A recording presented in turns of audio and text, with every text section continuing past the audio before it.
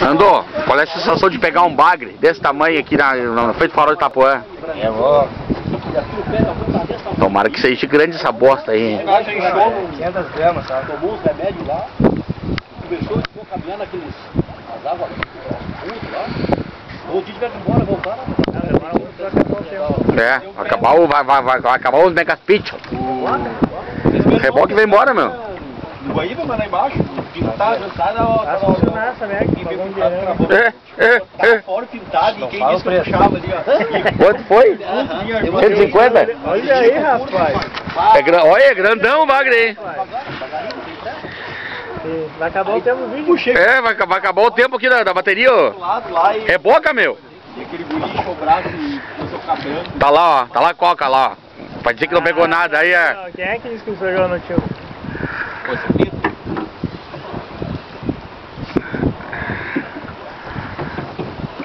Puxa, não faz balaca, meu rei. Vai acabar minhas baterias, tchê.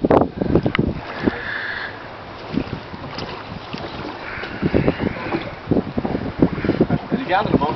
Não, daqui a pouco não tem mais nada. Vai dar uma esquentada só e melhor. Tá sentindo o dedo da ponta? Cadê meu cigarro, filho de uma puta?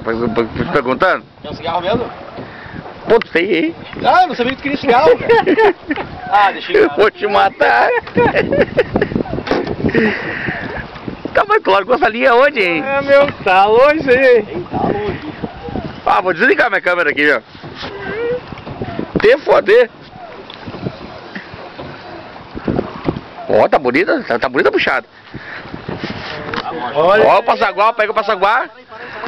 Não, levanta. Peraí que ele cai. Passa o passaguá agora. Nossa, mas tá. A tua linha, pô, dá pra levantar. Na linha vou tirar mesmo.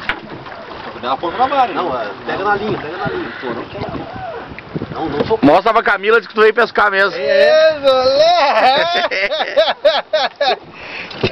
Valeu.